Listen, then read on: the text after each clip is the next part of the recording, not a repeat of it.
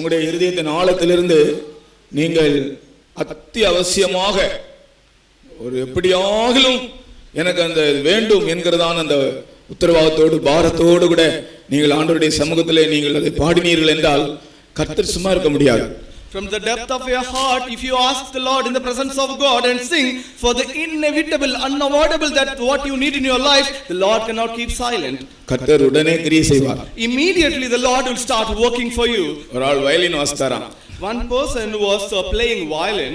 இந்த வயலின்ல முழு உலகத்திலும் வயலின்ல மிக சிறந்த மேதை என்று பெயர் பெற்றவர் யெஹூதி மெனுஹின் என்பவர். And he was a great master who is the best person in violin. அவர் இறந்து போனார். And he is already dead. அவர் தான் ஒரு சம்பவம் சொன்னார். And he particularly mentioned an incident. ஒரு ஆள் வயலின் வாசித்தாராம். One person was playing violin. ஒரு சிலைக்கு முன்னால் நின்று வாசித்தாராம். He was standing in front of a statue and playing this music. அவருடைய வயலின் சத்தத்தை கேட்டு அந்த சிலையினுடைய கண்களிலிருந்து கண்ணீர் வந்ததாம். And looking at the voice hearing out of this violin, there came tears out of the image. ஒரு தம்பி வயலின் வாசித்து அவருடைய தகப்பனுடைய திமிர்வாதமா இருந்த அவருடைய தகப்பனுடைய கை கால்கள் எல்லாம் அசைய தொடங்கினதா. And one particular brother, he started playing music violin, and this father who was not able to move his hands and feet, he was able to move that. உருக்க இரக்கமான மனதிலிருந்து இருதயத்திலிருந்து சொல்லப்படுகிற வார்த்தைகளும் பாட்டுகளும் ஆண்டவருடைய மனதை உருக்கும். And out of the depth of the heart, from a contrite and a broken heart, what we sing unto the Lord, it will make the heart of the Lord melt. இரட்டிப்பான நன்மையை எனக்கு இன்றைக்கே தாரும், அளவில்லாத வல்லமையை எனக்கு இன்றைக்கே தாரும் என்று அவசியத்தை பற்றிய உணர்ச்சியோடு கூட நாம் பாடினால் கர்த்தர் சும்மா இருக்க மாட்டார். And with a great emotion concerning the need and the requirement what we have, we sing unto the Lord cannot keep silent. Hallelujah. Hallelujah. ஏசாயா 44ஆம் அதிகாரம், Prophetical book of Isaiah, chapter 44. முதல் 4 வசனங்களை வாசிப்போம். Kindly read the first 4 verses. கர்த்தர் தான் எப்படிப்பட்டவர் என்பதை நாம் எப்படி ஆசீர்வதிக்கப்படுவோம் என்பதையும் இந்த வசனத்தில் சொல்லுகிறார். In this particular verse, the Lord is explaining what kind of the Lord he is and how we are going to be blessed by God. கர்த்தர் எப்படிப்பட்டவர் தெரியுமா? You know what kind of person God is? 3 காரியம் சொல்லுகிறார். He is mentioning about 3 different things. அவர் நம்மை தெரிந்து கொண்டவர். First, he has chosen us. இரண்டாவது, அவர் நம்மை உருவாக்கினவர். And second, he is our creator. மூன்றாவது, அவர் நமக்கு துணை செய்கிறவர். And third, he is going to be helpers. இந்த 3 காரியத்தையும் சொல்லிதான் யாக்கோபிடத்திலே உணர்த்துகிறார். And these 3 things he is mentioning unto Jacob and realizing him. நான் உன்னை தெரிந்து கொண்டேன். I have chosen you. கர்த்தருக்கு ஸ்தோத்திரம். Praise be to God. தேவன் நம்மை எப்பொழுது தெரிந்து கொண்டார்? When did the Lord choose us? எப்பொழுது நம்மை தெரிந்து கொண்டார்? When did the Lord choose us? உலக தோற்றத்துக்கு முன்னே கிறிஸ்துவுக்குள் நம்மை தெரிந்து கொண்டார். The Lord has chosen us in Christ even before the foundation of this world. நம்மை பற்றிய தேவனுடைய நோக்கம் அநாதி நோக்கம் என்றுதான் அதிலிருந்து நாம் விளங்கிக் கொள்கிறோம். From this we can understand the will and the purpose concerning us about God is before the foundation of this world. கர்த்தருக்கு ஸ்தோத்திரம். Praise be to God. உலக தோற்றத்துக்கு முன்னே அவர் கிறிஸ்துவுக்குள் நம்மை தெரிந்து கொண்டார். The Lord has chosen us in Christ even before the foundation of this world. அப்போ உங்களையும் என்னையும் பற்றிய தேவனுடைய நோக்கம் உலக தோற்றத்துக்கு முன்னே உள்ளது, அநாதி நோக்கம். Which means the will concerning you and me in the mind of God that was before the foundation of the world. ஆகையால் தான் நாம் தற்செயலாக இந்த உலகத்தில் பிறந்தவர்கள் அல்ல. That is the reason we was not born in this world by chance. இன்னைக்கு உலகத்திலே எத்தனையோ பேர் தாங்கள் இந்த உலகத்தில் எதற்காக பிறந்தார்கள் என்று அறியாமலேயே தங்கள் ஜீவனை மாய்த்துக் கொள்கிறார்கள். Today many people in this world are dying and suiciding not knowing why they are born in this world. நாம் ஒவ்வொருவரை குறித்தும் ஆண்டவருக்கு ஒரு அநாதி நோக்கம் இருக்கிறது. And concerning each and every one of us, the Lord has got a ordained will. அதற்காக தான் அவர் நம்மை தெரிந்து கொண்டார். That is the reason for which the Lord has chosen us. அதை நாம் விளங்கிக் கொள்ள வேண்டும். We have to understand the same. மனித ஞானம் தேவ ஞானத்தை புரிந்து கொள்ள வேண்டும். And the wisdom of man should be able to understand the wisdom of God. நாம் தேவனுடைய சித்தம் என்ன என்பதை, நம்மை பற்றிய தேவனுடைய நோக்கம் என்ன என்பதை புரிந்து கொள்ள வேண்டும். We have to clearly understand what is the purpose and the plan concerning us, the will of God. கர்த்தருக்கு ஸ்தோத்திரம். Praise be to God. ஒருவன் தன்னுடைய பிறந்த நாளை சபிக்கிறான். And one per Job, a person is cursing his birth date. இன்னொருவன் தன்னுடைய பிறந்த நாளை கொண்டாடுகிறான். And another person is celebrating his birthday. தன்னுடைய பிறந்த நாளை சபித்தது யார்? Who is the person who cursed his birthday? யோப் அல்லாமல் இன்னொரு ஆள் யார்? And who is other than Job? Jeremiah. And he is Jeremiah. அவன் தன்னுடைய பிறந்த நாளை சபிக்கிறான். And he is cursing his birthday. வாழ்க்கையிலே பிரச்சனைகள் தலை தூக்கும்போது, and when problems abound in our life, வாழ்க்கையிலே கலக்கங்கள் ஏற்படும்போது, and when there are distress, agony in our life, காரியங்கள் அமைதியாய் போகாமல் இருக்கும்போது, and the times when the things are not keeping silent, எதிர்பார்க்கிறபடி காரியங்கள் நடக்காமல் இருக்கும்போது, when the things are not progressing as we are expecting, நம்முடைய பிறந்த நாளை நாம் சபிக்க கூடாது. we should not curse our birthday.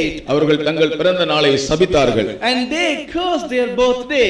பிறந்த நாளை சபிக்கவும் கூடாது, பிறந்த நாளை கொண்டாடவும் கூடாது. we should neither curse our birthday nor even celebrate our birthday. பிறந்த நாளை கொண்டாடினது யார்? and who was the person celebrated his birthday? ரெண்டு பேர் பிறந்த நாளை கொண்டாடினார்கள். அந்த ரெண்டு பேருடைய கொண்டாட்டத்திலும் ரெண்டு பேர் கொல்லப்பட்டார்கள். and two people celebrated their birthday. Because of that, two other people were killed. யார் அது? who are they? ஏரோது பிறந்த நாளை கொண்டாடினான். and Herod celebrated his birthday. அவனுடைய பிறந்த நாளிலே ஒரு நீதிமான் கொல்லப்பட்டான். and on his birthday a just man was killed. இன்னொரு ஆள், who is the other person? பார்வோன் தன்னுடைய பிறந்த நாளை கொண்டாடும் போது, even when Pharaoh celebrated his birthday, அவன் அந்த சுயம்பாகியை கொண்டு போட்டான். that time he killed the person. இப்படி ரெண்டு பேருடைய பிறந்த நாள் கொண்டாட்டத்தின் போது ரெண்டு பேர் கொல்லப்பட்டார்கள். and because of the birthday celebration of these two people, two other people were killed. நாம் கூடாது. we should neither celebrate our birthday nor even curse our birthday. ஆனால் நம்முடைய பிறந்த நாளிலே நாம் ஆண்டவருக்கு மகிமை செலுத்தலாம்.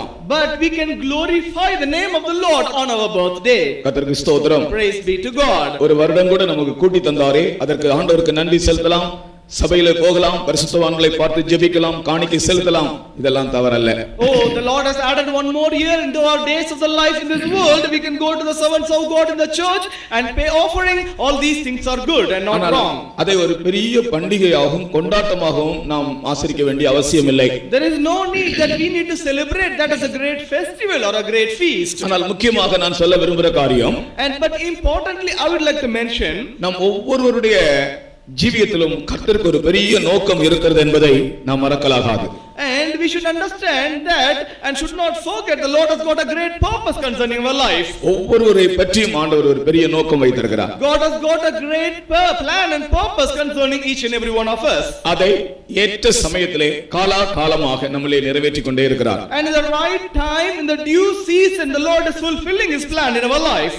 அதை நிறைவேற்றும்படியாகத்தான் தாயின் கற்பத்திலே நம்மை உருவாக்கினாராம். and the Lord formed us in the womb of the mother that the Lord might fulfill his plan in our life. அந்த அநாதி தீர்மானத்தை நிறைவேற்றும்படியாகத்தான் நம்மை தாயின் கற்பத்திலே ஆண்டவர் உருவாக்கினார். in order to fulfill that great purpose and plan of our will, that the Lord formed us in the womb of the mother. எரேமியாவுக்கு சொல்லுகிறார், நான் உன் தாயின் கற்பத்திலிருந்து உன்னை பிரித்தெடுத்தேன். and God says unto Jeremiah, I have separated you from the womb of the mother. ஆமென். உலகத் தோற்றத்துக்கு முன்னே தெரிந்து கொண்டார், ஆனால் தாயின் கற்பத்தில் இருந்தது முதல் நம்மை பிரித்தெடுத்தார். the Lord has chosen even before the foundation of the world, but in the womb of the mother the Lord has separated us. தாயின் கற்பத்திலிருந்தே கர்த்தர் நம்மை பிரித்தெடுத்தார். the Lord has separated us even from the womb of the mother. அவருடைய நோக்கம் நம்மளே நிறைவேற வேண்டும். for the will of God should be fulfilled in our life. அப்படி அவருடைய நோக்கத்திற்கும் அவருடைய சித்தத்திற்கும் யார் தங்களை ஒப்புவிக்கிறதோ அவர்களுக்கு அவர் துணை செய்வேன் என்று சொல்கிறார். மூன்றாவதாக, therefore thirdly God says that I will help thee for the person whom the will of the Lord is going to be fulfilled. உனக்கு துணை செய்கிறதுமான கர்த்தர். and which will help thee. அப்ப மூன்று காரியங்கள் சொல்லுங்க, எல்லாரும் சத்தமாய் சொல்லுங்க. repeat the three மூன்று காரியங்கள். முதலாவது, உன்னை தெரிந்து கொண்டே, நம்மை தெரிந்து கொண்டார். இரண்டாவது, உருவாக்கினார். மூன்றாவது, துணை செய்கிறார். and first thing, the Lord has chosen. Second, the Lord has formed. Third, the Lord is going to help us. ஆமென். அந்த நோக்கத்திற்கு உன்னை ஒப்பு கொடுக்கும்போது அவர் உனக்கு துணை செய்கிறார். when you submit your life to the will and the plan of God, the Lord will help you. ஆகையால் தான் தேவ சித்தம் செய்கிற தேவனுடைய பிள்ளைகளை நீங்கள் பாருங்கள், உற்று கவனித்து பாருங்கள், அவர்களுக்கு துணை தேவன்தான். therefore consider clearly, be mindful concerning the will of God. People who are doing the will of God, the Lord is their help. அவர்களுக்கு ஆண்டவர் துணை செய்வார். And God will help them. இந்த சத்தியத்தை விசுவாசிக்கிறவர் கொஞ்ச நேரம் ஸ்தோத்திரம் பண்ணுவோமாக. Sotharam, sotharam, sotharam, sotharam, sotharam, sotharam, sotharam, sotharam, sotharam. ஆமென். ஹalleluya. ஹalleluya. யாரபகர பகதல கரபல கதுல பகஷ. யால பல கதுல பகஷர பல கதுல பகரபல.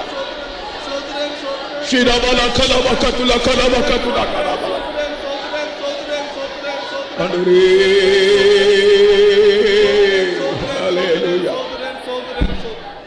அப்ப நான் ஒரு வார்த்தை கேக்குறேன். Which means I would like to ask you one question. ஆண்டவருடைய சித்தம் செய்கிற அவருடைய பிள்ளைகளுக்கு அவர் ஹெல்ப் பண்றார். மற்றவங்களுடைய கதி எல்லாம் என்ன? God is helping the people who are doing the will of God, which means what about others? அவங்க helpless. And they are helpless. அப்படிதானே? Is that right? அதான் அவங்க மற்றவங்களுக்கு தேவனுடைய அநாதி நோக்கம் தங்களுடைய நிறைவேறும்படி ஒப்பு கொடுத்த அவருடைய பிள்ளைகளுக்கு அவர் ஹெல்ப் பண்றார். மற்றவங்க சொல்லுங்க. helpless. So the Lord is helping the people who are submitted to fulfill the will of God, but others are helpless. ஆண்டவருடைய உதவி நமக்கு இல்லாமல் போனால் நம்முடைய பலத்தில் நாம் என்ன செய்ய முடியும்? If we lack not having the help of God, what can we do by our strength? நீ எதை செய்தாலும் ஆண்டவருடைய ஒரு துணை உனக்கு அவசியமாக இருக்கிறது. Whatever that you may perform in your life, the help of the Lord is so essential for you. ஒரு கைடன்ஸ் உனக்கு அவசியமாக இருக்கிறது. The guidance of God is so essential for you. அல்லது உன்னுடைய ஞானத்தினாலோ உன்னுடைய பலத்தினாலோ நீ எதையுமே நீ சாதிக்க முடியாது.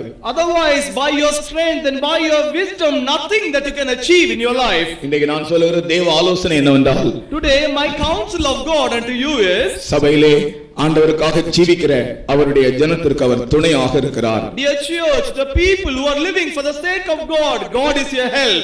கர்த்தருக்கு ஸ்தோத்திரம். Praise be to God. அப்படி அவர் துணை செய்யும்போது, When the Lord is helping his people like this, அவர் என்ன செய்கிறாராம்? you know what is the Lord is doing? அவர்கள் மேல் தன்னுடைய ஆவியையும் தன்னுடைய ஆசீர்வாதத்தையும் ஊற்றுகிறார். And he is pouring his spirit and his blessing upon those people. கர்த்தருக்கு ஸ்தோத்திரம். Praise be to God. அவருடைய அநாதி நோக்கத்தை அறிந்து தங்களை ஒப்புக் கொடுத்த ஜனங்கள் மேலே அவருடைய ஆவியையும் அவருடைய ஆசீர்வாதங்களையும் ஊற்றுகிறார். And the people who submitted the life unto the will of God, the Lord is pouring his spirit and his blessings upon them. தாகமுள்ளவன் மேல் He that is thirst, கர்த்தருக்கு ஸ்தோத்திரம். praise be to God. அப்ப இந்த இடத்துல ஆண்டவருடைய திருச்சித்தம் நிறைவேறும்படியாக தங்களை ஒப்புக் கொடுத்து ஜீவித்த ஜனங்கள் தாகமுள்ள ஜனங்கள். Therefore these people who submitted themselves to the will of God, they are the thirsty people. அப்போ ஆண்டவருடைய காரியங்களை குறித்து நமக்கு ஒரு பெரிய தாகம் வேண்டும். Which means concerning the things of God we have to thirst. மானானது நீரோடையை வாஞ்சித்து கதறுவது போல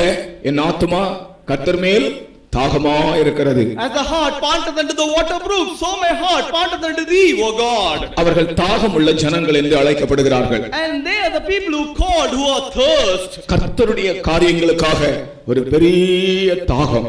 And they have a great thirst concerning the things. பரிசுத்தத்தின் மேல் ஒரு பெரிய தாகம். They have a great thirst concerning holiness. அபிஷேகத்தின் மேல் ஒரு பெரிய தாகம். They have a great thirst concerning anointing. வசனத்தின் மேல் ஒரு பெரிய தாகம். They have a great thirst concerning the word of God. உபதேசத்தின் மேல் ஒரு பெரிய தாகம். They have a great thirst concerning the doctrines of God. திவ்ய சுபாவங்கள் மேல் ஒரு பெரிய தாகம். A great thirst concerning the divine characters of God.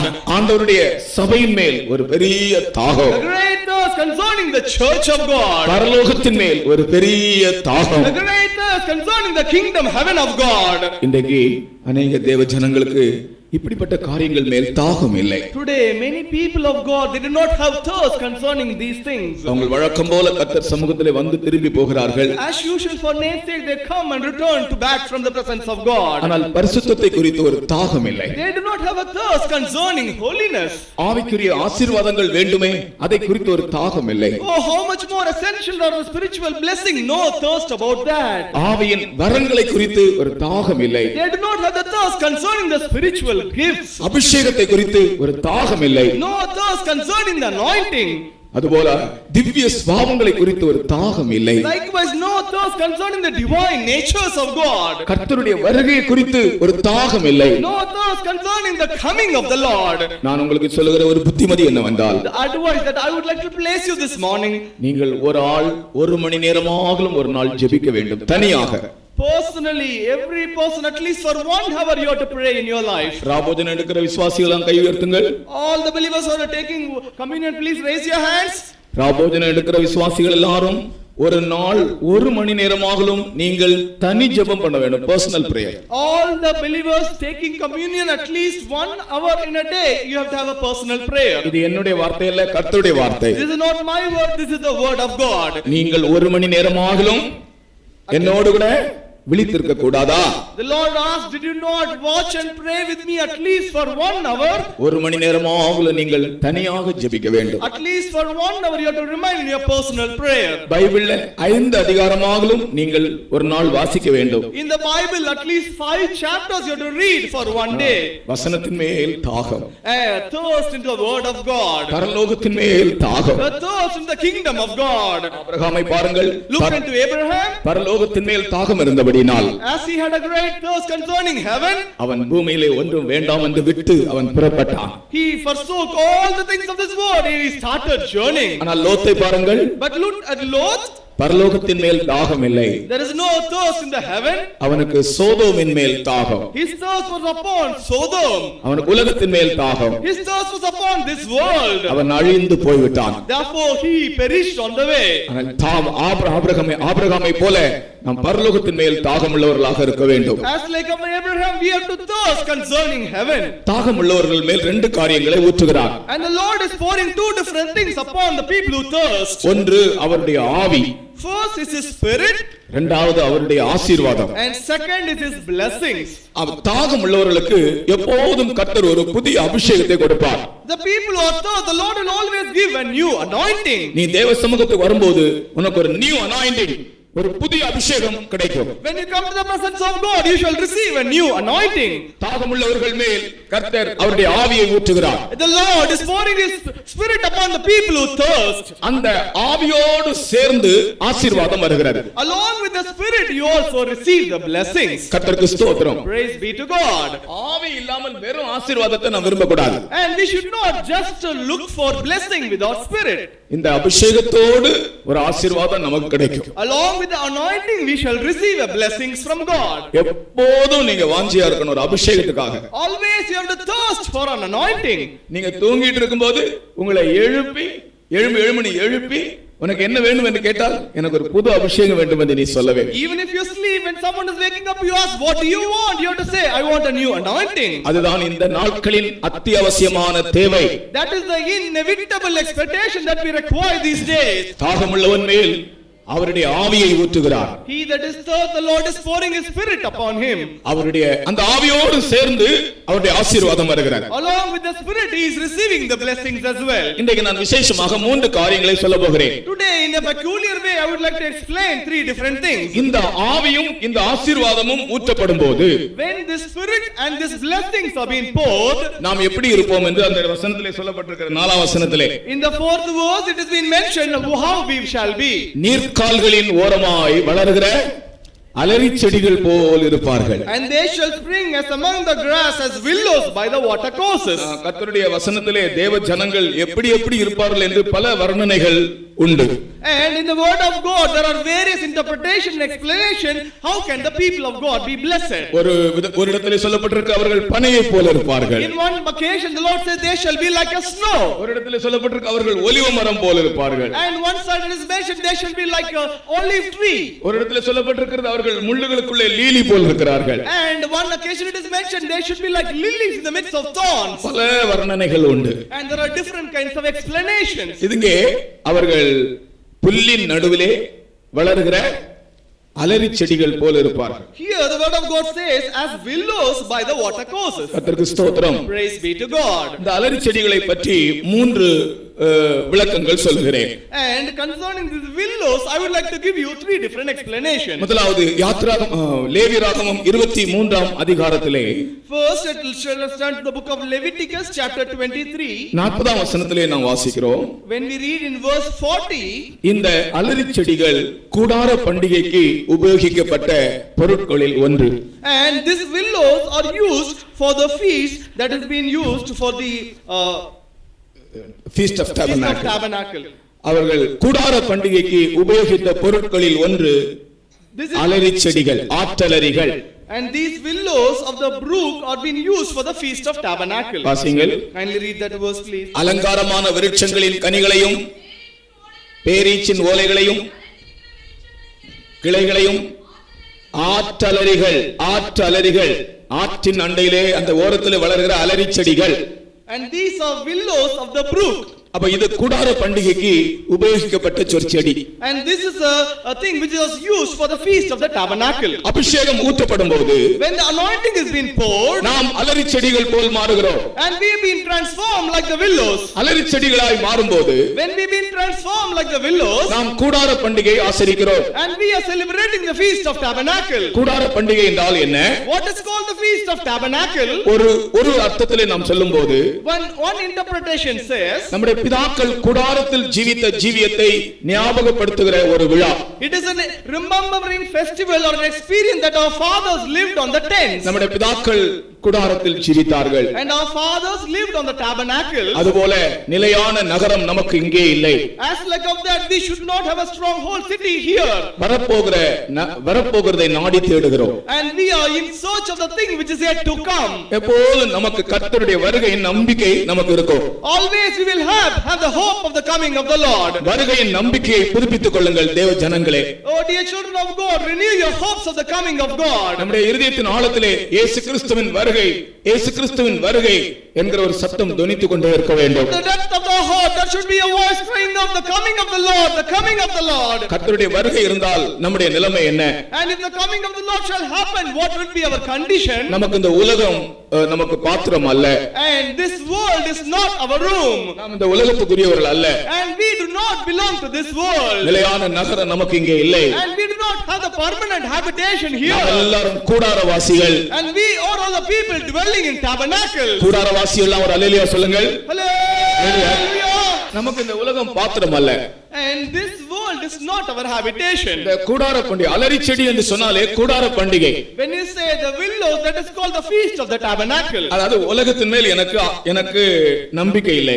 And I do not have any trust or hope upon this world. ஆண்டவருடைய வருகை தான் என்னுடைய நம்பிக்கை. And the coming of the Lord is my only hope. எப்ப போனாலும் எங்க போனாலும் எதை செய்தாலும் கர்த்தருடைய வருகை பற்றியுள்ள நம்பிக்கை. Wherever I go, what time it may be, whatever I do, I have the hope coming of the Lord. கர்த்தருக்கு ஸ்தோத்திரம். Praise be to God. நமக்கு வரப்போகிறதை குறித்துள்ள நம்பிக்கை இருக்க வேண்டும். And we should have the hope of the come which is yet to happen. நம்முடைய ஜீவியத்தை குறித்து நாம் பெரிய பிளான் எல்லாம் போட்டு வைக்க கூடாது. We should not have any great future plans. Convention வருகிறது, வாலிப பிள்ளைகள் ஊழியத்துக்கு ஆயத்தமாக இருங்கள். And the convention is yet to come. The youth, young people are requested to be preparing for the ministry of God. இப்போ என்ன எடுக்கலாம்? ஆப்ஷனல் சப்ஜெக்ட் எது எடுக்கலாம்? எந்த சப்ஜெக்ட் படிக்கலாம்? எந்த கம்ப்யூட்டர் கோர்ஸ் படிக்கலாம்? என்ன வேலைக்கு போகலாம்? எங்கே வேலைக்கு போகலாம்? அமெரிக்காவுக்கு போலாமா? துபாய்க்கு போகலாமா? பஹ்ரைன் போலாமா? இதெல்லாம் தான் உங்களுடைய திட்டங்களாக இருக்கிறாங்க. And these days the plans of the people are what subject can we select, what can be the optional subject, which job, which place, where shall we go to different foreign countries. That is what we are looking for. ஆனால் நீங்கள் அலரி செடிகளாக இருந்தால் இந்த பூமிக்குரிய காரியங்களை குறித்து நீங்கள் நம்பிக்கை வைக்க மாட்டீர்கள். But if you are like the willows, you will not hope and trust the things of this world. இந்த உலகம் எனக்கு பாத்திரம் அல்ல. And this world is not my habitation. வரப்போகிறதான் என்னுடைய ஜீவன். வரப்போகிற உலகம் தான் என்னுடைய ஜீவியம். And the world which is yet to come, that is what my life is. கர்த்தருக்கு ஸ்தோத்திரம். Praise be to God. எனக்கு ஒரு நித்தியமான வாழ்க்கை இருக்கிறது. I have an eternal permanent habitation. அதற்காக என்னை நான் ஆயத்தமாக்கிக் கொண்டிருக்கிறேன். I am preparing my life for that. கர்த்தருக்கு ஸ்தோத்திரம். Praise be to God. இந்த அலரி செடிகள் அதை தான் நமக்கு சொல்லுகிறது. Therefore this is the message that these willows are conveying to us. சபையில் வருகிற ஜனங்களிலே ஒரு பெரும் பகுதியினருக்கு ஆண்டவருடைய வருகை பற்றி ஒரு வாஞ்சையே இல்லை. Out of all the people coming to the church, most of the people do not have a desire of the coming of the Lord. எல்லாம் இந்த உலக பிரகாரமான காரியத்தை தான் அவர்கள் தேடுகிறார்கள். All the people are only seeking of the things of this world. இன்றைக்கு கர்த்தர் உங்களோடு பேசுகிறார். Today God is speaking unto you. அவருடைய ஆவி நம்மேல் ஊற்றப்படும் போது, when the spirit of the Lord is poured upon us, அவருடைய ஆசீர்வாதங்கள் நமக்கு தேவன் தரும்போது, when the Lord gives his blessings unto us, நாம் அலரி செடிகளாய் மாறுகிறோம். we will be transformed like the willows. கூடார பண்டிகை நாம் ஆசரிக்கிறோம். And we are celebrating the feast of the tabernacle. வருகையின் நம்பிக்கையினால் நிரம்புவோமாக. Let us be filled with the hope of the coming of the Lord. அடுத்ததாக இரண்டாவது இந்த அலரி செடியை பற்றி இன்னொரு பாடம். And secondly, the second lesson concerning willows. அது என்ன? What is that? சங்கீதத்திலே நாம் வாசிக்கிறோம். When we read in the book of Psalm, இந்த அலரி செடிகள் தான் இஸ்ரவேலருடைய கிண்ணறங்களை பாதுகாக்கும்படி உபயோகிக்கப்பட்ட மரம். and this was the plant which was used to preserve all the different musical instruments of Israel. 137ஆம் சங்கீதம் 2ஆம் வசனத்திலே, when you turn to Psalm number 137 and verse 2, எங்கள் கிண்ணறங்களை நாங்கள் அலரி செடிகள் மேல் தூக்கி வைத்தோம். and I kept all our musical instruments upon the willows. வாசிங்க. Kindly read. எங்கள் கிண்ணறங்களை அலரி செடிகள் மேல் தூக்கி வைத்தோம். We hanged our harps upon the willows. அப்போ சிறையிருப்பின் நாட்களிலே, in the days when they were in bondage, இவர்கள் என்ன செய்தார்கள்? what did these people do? இந்த கிண்ணறங்களை வாசிக்கவில்லை. And they did not play these harps. அவைகள் அழுது கொண்டே இருந்தார்கள். All the time they were wailing and weeping. அந்த நாட்களில் அவர்கள் தங்களுடைய கிண்ணறங்களை தூக்கி வைத்ததான செடிகள் அலரி செடிகள். And in that time they hanged their harps upon the willows. அதாவது எப்போதுமே மியூசிக்கல் இன்ஸ்ட்ருமெண்ட்ஸ் கீழ வைக்க மாட்டாங்க. கீழ வைத்தா அதனுடைய டியூன் போயிடும். Therefore no time people will keep the musical instrument on the ground, then they will lose the tune. அதுக்கு பாதுகாப்பு இல்லாம போயிடும். And there will be no protection for them. அதுக்காக இவங்க என்ன செய்தாங்க? அந்த அலரி செடிகள் மேல் தொங்க வச்சிருக்காங்க. For that reason they hanged their harps upon the willows. அப்ப இந்த இடத்துல நான் அலரி செடிகளை கிண்ணறங்களை பாதுகாத்த செடிகள் என்று சொல்லுகிறேன். Here I would like to explain these willows were protecting the harps. கர்த்தருக்கு ஸ்தோத்திரம். Praise be to God. கிண்ணறம் என்றால் என்ன? What is the interpretation of harp? கிண்ணறம் என்றால் ஒவ்வொரு திவ்ய சுபாவமும் ஒரு கிண்ணறம் தான். When you say harp, each and every divine character is called a harp. கர்த்தருக்கு ஸ்தோத்திரம். Praise be to God. கிண்ணறம் என்பது ஒவ்வொரு திவ்ய சுபாவமும் ஒரு கிண்ணறம் தான். When you say harp, each and every divine nature is called a harp. அன்பு, love, அது ஒரு கிண்ணறம் தான். and that is called a harp. அப்படி ஒவ்வொரு திவ்ய சுபாவமும் கிண்ணறம் தான். Likewise, each and every divine character is called a harp. அப்ப நமக்குள்ளே ஒவ்வொரு திவ்ய சுபாவங்களை நாம் பாதுகாக்க வேண்டும். Therefore we have to protect and preserve each and every divine nature. நீ உன்னுடைய ஜீவியத்திலே ஆவிக்குரிய பகுதியிலே ஆண்டவருடைய சுபாவங்களை நீ பாதுகாக்கிற ஒரு உத்தரவாதம் உனக்கு ஆண்டவர் தந்திருக்கிறார். The Lord has given you a great responsibility that you to protect and preserve all your natures, divine characters. கர்த்தருக்கு ஸ்தோத்திரம். Praise be to God. எங்களுக்கும் அதேதான். எங்களுடைய பிள்ளைகள் எல்லாரும் திவ்ய சுபாவத்தில் பாதுகாக்கப்பட வேண்டும் என்பதுதான் எங்களுடைய பாரமாக இருக்கிறது. And this is what our burden is, that all our people and children should be protected in the divine nature of God. சமீபத்திலே நான் ஒரு சாட்சி வாசித்தேன். Recently I happened to read a particular testimony. அதிலே ஒரு ஆளுடைய ஜீவியத்தை பற்றி எழுதப்பட்டிருந்தது.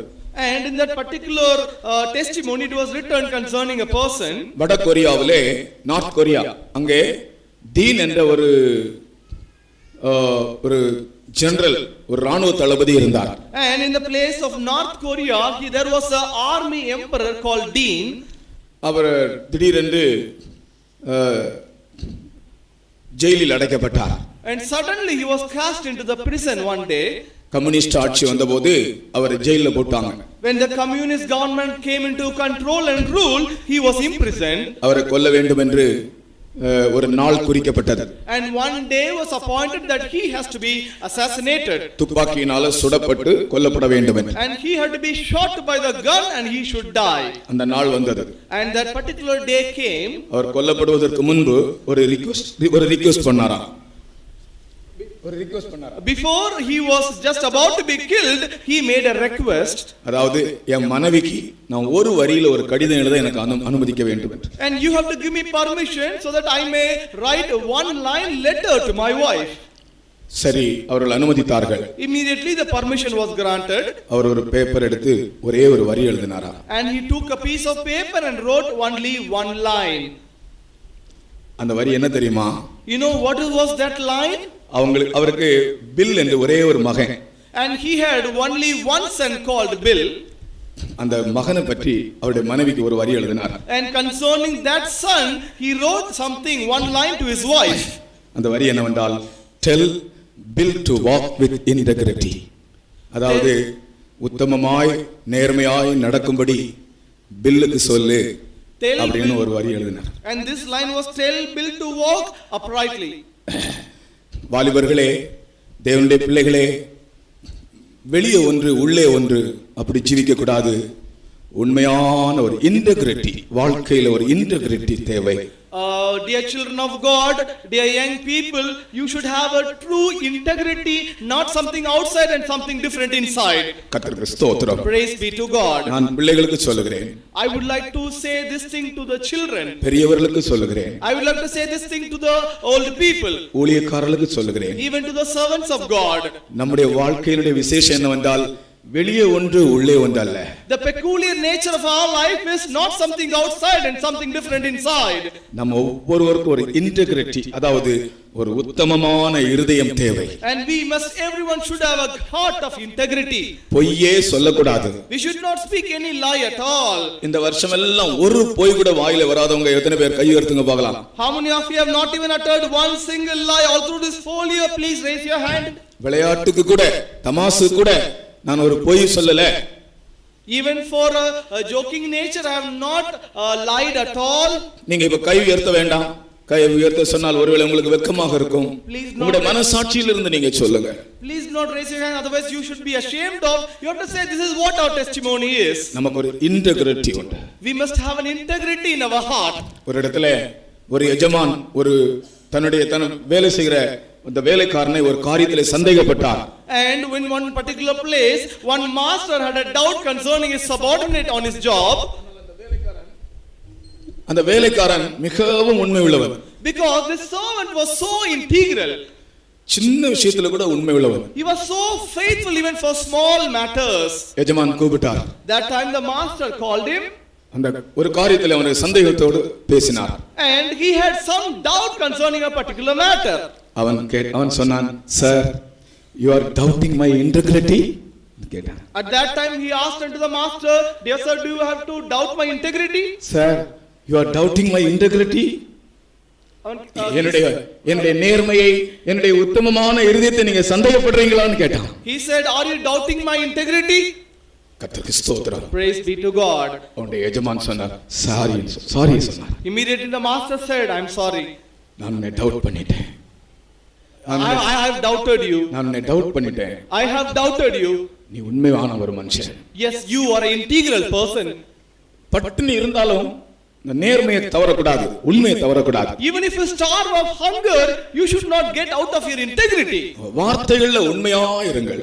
You have to be very very faithful in all your words. நம்முடைய வார்த்தைகள் நல்ல கனமான வார்த்தைகளாக இருக்க வேண்டும். All our words shall be words of honorable. மாற்றி மாற்றி பேசக்கூடாது. And we should not twist speaking. கர்த்தருக்கு ஸ்தோத்திரம். Praise be to God. உள்ளதை உள்ளதென்றும் இல்லதை இல்லதென்றும் சொல்லுங்க. You have to say what it is exactly in the way what it's. உண்மையை சொல்ல வேண்டும். You should always speak only that is true. அடி கிடைச்சா கிடைக்கட்டும். Even if they beat you, let that happen. அவங்க திட்டினா திட்டட்டும். Let them scold you, that's all right. ஆனால் உண்மையை நீங்க சொல்ல வேண்டும். But you have to always speak only that is true. அதுதான் கின்னரம். That is called the harp. நீங்க போய் பேசின உடனே உங்களுடைய சத்தம் கின்னரமா இருக்காது, அது மன்னரமா மாறி போகும். Therefore when you speak all these lies, all your voice cannot be harp and music. That will be something as the dust. ஏதாவது ஒரு காரியத்தை நீங்க போய் பேசின உடனே உங்களுடைய இருதயமானது அப்படியே அடிக்க தொடங்கும். பட பட பட பட பட அடிக்க தொடங்கும். Immediately when you speak a lie, your heart will start beating heavily. தாவீது சவுலுடைய சால்வை தொங்கலை அறுத்த உடனே அவனுடைய இருதயம் அடிக்க தொடங்கியது. Immediately when David just tore off the hanging of the Saul, immediately his heart started beating. எவ்வளவு எப்படிப்பட்ட இருதயம். Just consider what a great heart that was. ஆனா பத்சேபாளுடைய பாவம் செய்து அவளுடைய புருஷனை கொன்னபோது தாவீதுடைய இருதயம் அடிக்கவில்லை. But when David did a sin concerning Bathsheba and killed his husband, his heart did not beat at all. சவுலுடைய சால்வை தொங்கலை வெட்டும்போது இருதயம் படபட என்று அடித்தது. ஆனால் ஒரு ஸ்திரீயை ஒரு புருஷனிடத்திலிருந்து எடுத்து அவளோடு பாவம் செய்த போது கூட அவனுடைய தாவீதுடைய இருதயம் படபட அடித்ததாக எழுதவில்லை.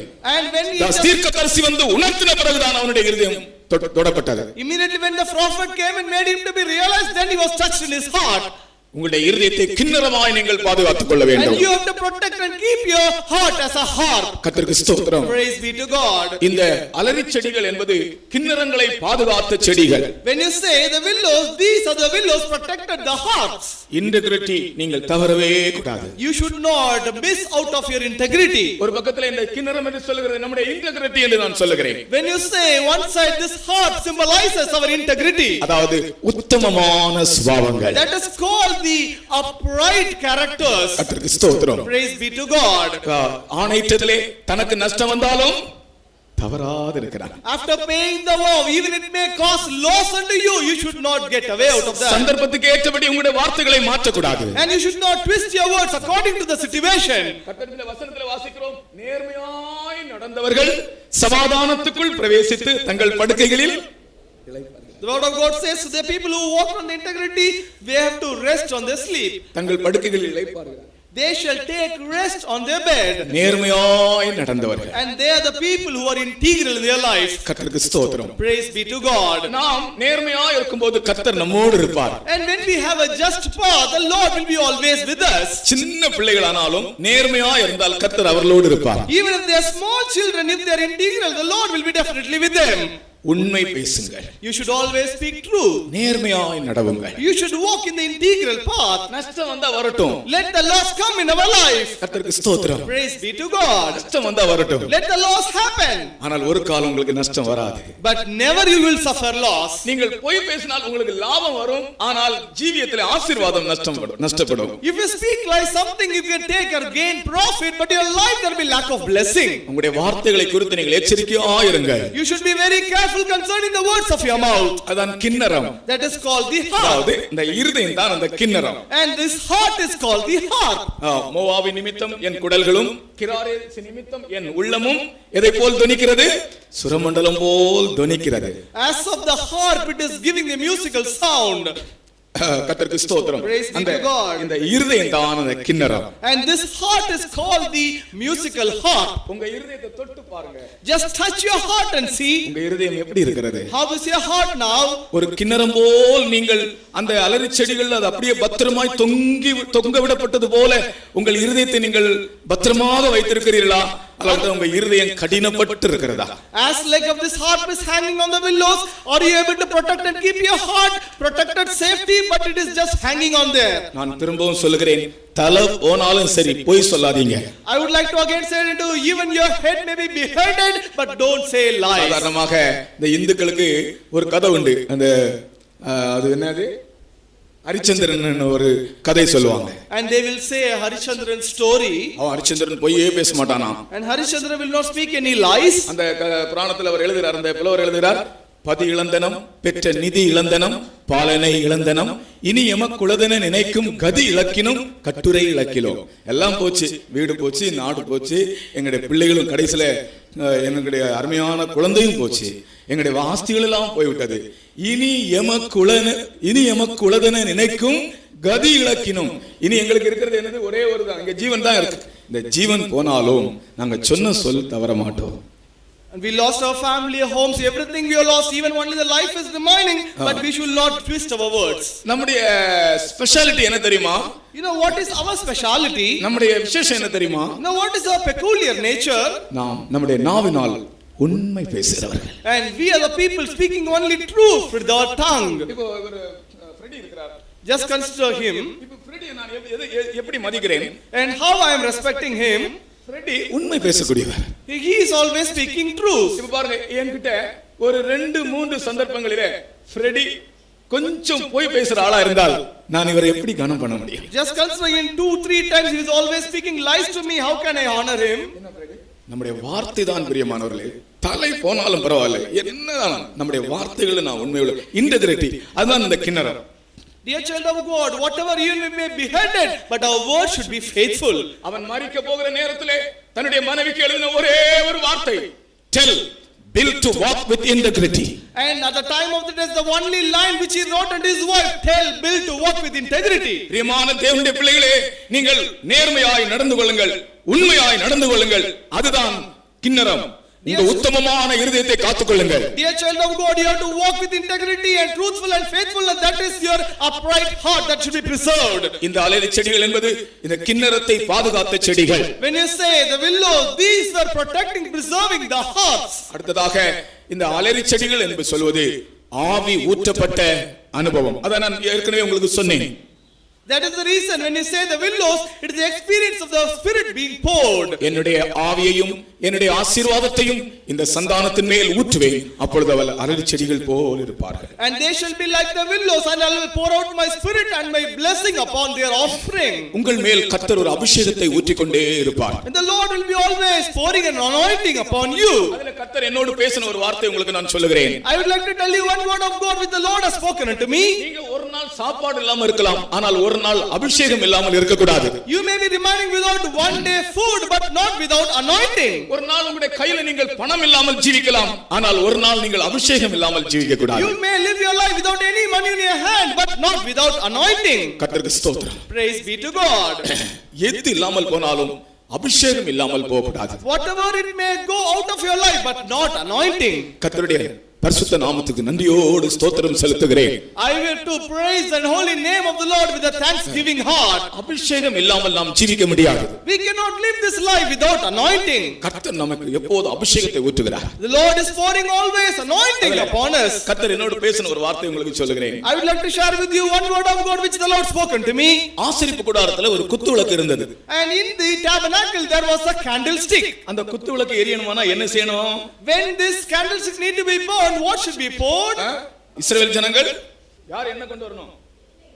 இஸ்ரவேல் ஜனங்கள் இடித்து பிழிந்த தெளிவான ஒலிவ எண்ணெய் கொண்டு வரணும். And they have to give the pure olive oil which is been grinded and blended together, pure olive oil. அப்ப இஸ்ரவேல் ஜனங்கள் போய் அந்த ஒலிவ காய்களை எடுத்து, ஒலிவ பழங்களை எடுத்து அதனுடைய எண்ணெயை இடித்து பிழிந்து தெளிவான எண்ணெய் கொண்டு வருவார். The children of Israel will go buy the olive fruits and they will grind it well, plunge it and bring the pure olive oil. ஆனா சகரியா தீர்க்கதரிசன புத்தகத்திலே ஒரு குத்து விளக்கை காண்கிறோம். Now in the book of Zechariah we are looking at a candlestick. அந்த குத்து விளக்கு எரியணும்னா யாரும் இடித்து பிழிந்து எண்ணெயை கொண்டு வர வேண்டிய அவசியம் இல்லை. This candlestick need to be burned, need not grind or plunge the oil and to bring that. அந்த குத்து விளக்கின் ரெண்டு பக்கத்திலும் ரெண்டு ஒலிவ மரங்கள் நிற்கிறது. And this for both side of this candlestick two olive trees are standing. இந்த ரெண்டு ஒலிவ மரங்கள்ல இருந்து ஒரு பொன் குழாய் வந்து இந்த குத்து விளக்கோடு சேருது. And there is a golden tube which is joined to this candlestick. அந்த பொன் குழாய் வழியாக எண்ணெய் வந்துட்டே இருக்கும். And from the olive tree through the golden tube this oil will be coming forth. அப்ப இந்த குத்து விளக்கு எப்படி எரியுது? Now this candlestick is how burning? இதுக்கு யாரும் இடித்து பிழிந்து ஒலிவ எண்ணெயை கொண்டு வர வேண்டிய அவசியம் இல்லை. There is no need and necessity they have to grind or plunge the olive oil. அது ஒரு அனுபவம். That is one experience. இடித்து பிழிந்து கொண்டு வர வேண்டிய ஒரு அனுபவம். There is one experience you have to grind well, plunge it and bring that. நம்முடைய பிரயாசங்கள், நம்முடைய முயற்சி பண்ணி பிரயாசப்பட்டு ஒரு அபிஷேகத்தை வாங்குறது அது ஒரு அனுபவம். And we have to labor hard, take all our efforts and take the anointing. That is one experience. பாடுகள் வழியாய் போய் ஒரு அபிஷேகம் உண்டாகிறது அது ஒரு அனுபவம். Go through the path of suffering and getting into an anointing. That is one experience. இடிக்கவும் வேண்டாம், பிழியவும் வேண்டாம். இடிக்கிறதுக்கு பலன் இல்லை. இப்ப எண்ணெயை கொஞ்சம் இப்ப என்கிட்ட போய் நீ போய் கொஞ்சம் ஒலிவ எண்ணெயை இடிச்சு பிழிஞ்சு கொண்டு வானா எனக்கு இடிக்கவும் பலன் இல்லை, பிழியவும் பலன் இல்லை, எனக்கு உட்கார்றது கூட பலன் இல்லை. I do not have any strength even to grind or even to plunge. No strength at all. எண்ணெய் எங்க இருந்து வரும்? எண்ணெய் எங்க இருந்து வரும்? From where the oil will come? அந்த ஒலிவ மரத்திலிருந்து ஒரு பொன் குழாய் இந்த குத்துவிளக்கிலே. அதுதான் நமக்குள் உருவாக்கப்பட்ட விசுவாசம். நமக்குள் உருவாக்கப்பட்ட விசுவாசம். A golden tube from the olive oil, that is the faith that is created inside us. உனக்குள்ளே ஒரு விசுவாசத்தை உருவாக்குகிறார் கர்த்தர். God is creating a faith inside you. அந்த விசுவாசத்தின் நிமித்தம் அந்தந்த வேளையிலே உன்னை அறியாமலேயே கர்த்தர் ஏற்ற வேளையிலே அந்த அபிஷேகத்தை உனக்கு மேல் ஊற்றுவார். And even without your knowledge at the right appointed time and season, the Lord will pour his anointing upon you. உன்னுடைய விசுவாசத்தை நீ பணத்துக்கு விற்றுவிட்டு தேவ சமூகத்தில் வந்து இருந்தால் உனக்கு எப்படி அபிஷேகம் கிடைக்கும்? If you sell your faith for money and come and sit in the presence of God, how can you receive the anointing? மாம்ச இச்சைக்காக உன்னுடைய விசுவாசத்தை நீ விலை கொடுத்து விட்டு தேவ சமூகத்தில் வந்து உட்கார்ந்தால் உனக்கு எப்படி அபிஷேகம் வரும்? For the lust of the flesh, if you sell off your faith and come and sit in the presence of God, how can you receive the anointing? உங்களுக்கு உருவாக்கப்பட்ட விசுவாசம் உங்களுக்குள் இருந்தால் நீங்கள் உங்களுக்கு வந்து உட்காரும் போது உங்களை அறியாமலே ஒரு அபிஷேகம் அந்த ஒலிவ மரத்திலிருந்து உங்கள் மேல் வரும். That faith which is formed inside you, remain inside you. Without your knowledge, that great only one, the anointing will come upon you. நேற்று திடீரென்று பந்தல்குடிக்கு போனேன். And immediately I was happened to go to Pandalgudi yesterday. எனக்கு இந்த நாட்களிலே எனக்கு சரீரத்திலே நான் எதிர்பார்க்கிற அளவுக்கு எனக்கு பலன் இல்லாமல் இருக்கிறது. In these days I do not have strength in my physical body according to what I expect. ராத்திரில பந்தல்குடிக்கு போனேன். Last night I happened to go to Pandalgudi. 15 பேர் 16 பேர் ஞான ராபோஜனம் எடுத்தாங்க. And about 15-16 souls took the holy communion. அப்புறமாக பந்தல்குடியிலிருந்து மதுரைக்கு போனேன். And later on from Pandalgudi I went to Madurai. ஏற்கனவே வர்றேன் என்று சொல்லி திருத்தங்கல்ல நான் வரவில்லை, இப்பொழுதும் வருகிறேன் என்று சொல்லி வராவிட்டா என்ன நீங்க யாருமே நம்ப மாட்டீங்க. Therefore already said I am coming to Tirthangal but I did not come. If again I say the same thing, you will not believe me. அதனால கர்த்தாவே எப்படியாவது என்னை காலையில இங்க கொண்டு போக வேண்டும் என்று நான் ஆண்டவரிடத்தில் ஜெபித்தேன். Therefore I prayed to the Lord, Lord, somehow or other you have to take me to this place in the morning. எனக்கு இடிக்கவும் பலன் இல்லை, பிளியவும் பலன் இல்லை. I have neither strength to grind nor even any strength to plunge. கர்த்தர் சொன்னார், நீ போ, உனக்கு ஒரு அபிஷேகம் தருகிறேன். The Lord said, go, I will give you an anointing. உங்களுடைய கைகளை தட்டி கர்த்தரை மகிமைப்படுத்துங்கள். ஆமென். பீரபல கத்துலா கச்சிரால பகரபல கத்துலா பீரபல கச்சிரா பல கத்துலா கச்சியால பல. ஆமென். பீரபல கத்துலா பல கத்துலா பல கச்சிரா பல கத்துலா கதரகட. இந்த அலரி செடிகள் என்றால் யார்? Who are these willows? ஆவி ஊற்றப்பட்டவர்கள். The people upon whom the Spirit is poured. கர்த்தருடைய ஆவி உன்மேல் ஊற்றப்படுகிறார். Yes, the Spirit of the Lord is poured upon you. இந்த கூட்டம் முடிக்க போகிறேன். I am going to close this meeting. இது முடியும் முன்னதாக உங்கள் மேல் ஒரு ஆவியை கர்த்தர் ஊற்றப் போகிறார். Before the close of this meeting, the Lord want to pour His Spirit upon you. ஆவியோடு ஒரு ஆசீர்வாதத்தை ஊற்றப் போகிறார். Along with the Spirit, the Lord is going to pour a blessing. கர்த்தர் உங்களுக்கு ஒரு blessing தரப் போகிறார். The Lord is going to give you a blessing. வாலிபர்களே, உங்களுக்கு ஒரு blessing தரப் போகிறார். Oh young people, the Lord is going to bless you. தாய் தகப்பன்மாரே, ஒரு blessing தரப் போகிறார். Dear parents, the Lord is going to bless you. கர்த்தருடைய ஆவி ஊற்றப்பட்டவர்கள் தான் அலரி செடிகள். Yes, the people upon whom the Spirit of the Lord is poured, they are called the willows. எல்லாரும் தேவ சமூகத்திலே ஜெபிக்க ஆரம்பிங்க. Shall we all start praying in the presence of God? என்னுடைய ஆவியை உங்கள் மேல் ஊற்றுவேன். I will pour out my Spirit upon you. ஆசீர்வாதத்தை ஊற்றுவேன். I will pour out my blessing as well. அப்பொழுது நீங்கள் அலரி செடிகள் போல் வளருவீர்கள். Then shall you grow as like the willows. ஆமென். கர்த்தர் உன்னை ஒரு அலரி செடியாய் காண்கிறார். Yes, the Lord is looking at you as a willow. நீ பட்டினி இருக்கலாம், You may starve, ஆனால் அபிஷேகம் இல்லாமல் இருக்காதே. but do not remain without anointing. நீ பணம் இல்லாமல் இருக்கலாம், You may be without money, ஆனால் நீ அபிஷேகம் இல்லாமல் இருக்காதே. but not without anointing. உனக்கு உடுக்க சரியான வஸ்திரம் இல்லாமல் இருக்கலாம், You may not have good dress to clothe on, ஆனால் அபிஷேகம் இல்லாமல் இருக்காதே. but not without anointing. அபிஷேகம் வரும்போது When the anointing shall come, ஆசீர்வாதமும் வரும். the blessing shall come, அபிஷேகம் உன்னுடைய வீட்டுக்கு ஆசீர்வாதத்தை கொண்டு வரும். and the anointing will bring blessing into your home. நீ ஆசீர்வதிக்கப்படுவாய். You will be, உன் வேலையும் ஆசீர்வதிக்கப்படும். you will be blessed even your job as well. நீ ஒரு அபிஷேகம் பெற்றுக்கொள். You have to receive your anointing. உன்னுடைய பிசினஸை கர்த்தர் ஆசீர்வதிப்பார். God will take care of your business. நீ ஒரு அபிஷேகம் பெற்றுக்கொள். You have to receive your anointing. உன் தொழிலை ஆசீர்வதிப்பார். Lord will take care of your business. நம்மை அபிஷேகம் பண்ணுகிறவராய் கர்த்தர் நம்முடைய மத்தியில் வந்திருக்கிறார். Lord who is anointed will come in our midst. வெற்றிப்பான நன்மையே இன்றே தாரும் இயேசுவே. எல்லாரும் பாருங்க. இன்றே தாரும் இயேசுவே, அளவில்லா வல்லமை. இன்றே தாரும் இயேசுவே, எம்மாவோ சீசர்களோ எண்ணிறையவும் எரியட்டுமே. சீசர்களோ எண்ணிறையவும் எரியட்டுமே. வெற்றிப்பான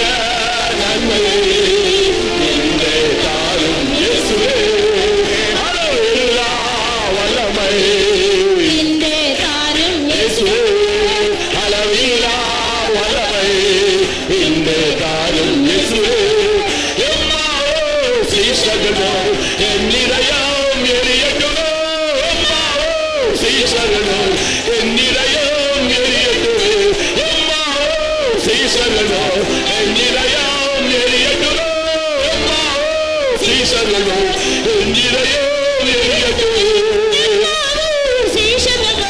என் இதயம் எரியட்டுமே எம்மாவோ சீஷர்களோ என் இதயம் எரியட்டுமே. கர்த்தர் உங்கள் மேல் தன் ஆவியை ஊற்றுகிறார். The Lord is pouring His Spirit upon you. உன் மேல் என் ஆவியை ஊற்றுவேன். I will pour out my Spirit upon you. உன்னுடைய பிள்ளைகள் மேல் என் அபிஷேகத்தை ஊற்றுவேன். And I will pour out my anointing upon you. என்னுடைய ஆசீர்வாதத்தை ஊற்றுவேன். I will pour out my blessing upon you.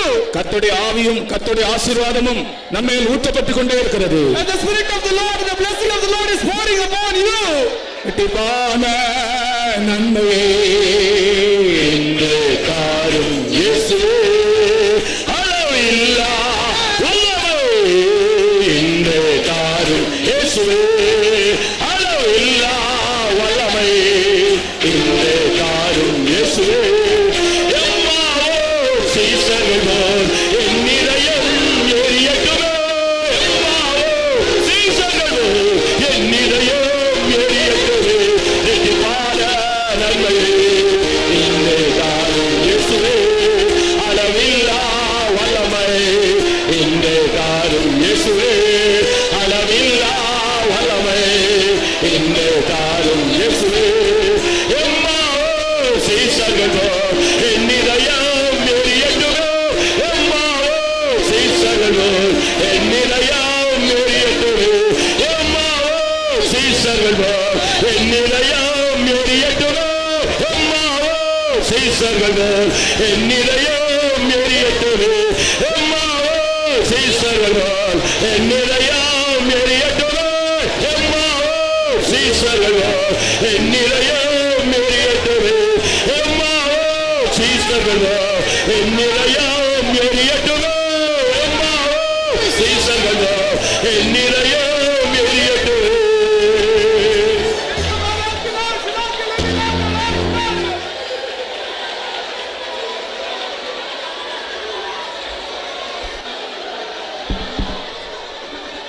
ஸ்தோத்திரம் பண்ணுவோம். எல்லாரும் ஸ்தோத்திரம் பண்ணுங்க. இன்றைக்கு தேவ சமூகத்திலே நான் தேவ சமூகத்தை உணர்ந்தேன். கர்த்தர் என்னோடு பேசினார், என்னை தொட்டார். அந்த சாட்சி உள்ளவர்கள் ஸ்தோத்திரம் பண்ணுங்கள்.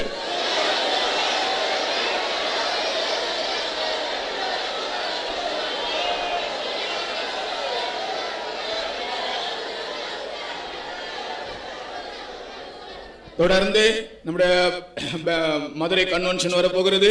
எல்லாரும் அதற்காக ஜெபத்தோடு எல்லா விதத்திலும் உதவி செய்யும்படி கர்த்தர் கிருபை தரும்படியாக ஸ்தோத்திரம் பண்ணுவோம்.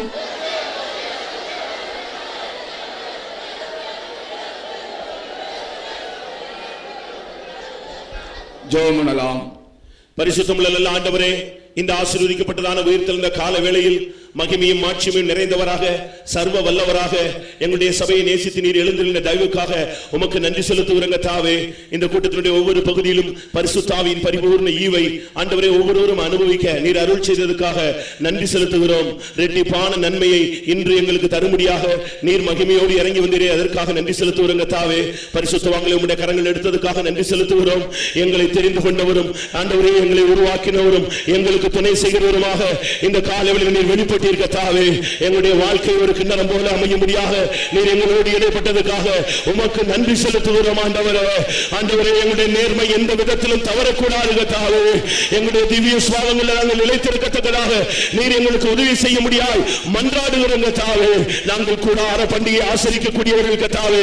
இந்த உலகத்துக்குரியவர்கள் அல்ல, வரப்போகிற உலகத்தையே நாங்கள் நாடி தேடி ஒவ்வொரு நாளும் உடைய வருகையை எதிர்நோக்கி செல்ல எங்களுக்கு உதவி செய்ய முடியாத மன்றாடுகிறோங்க தாவே.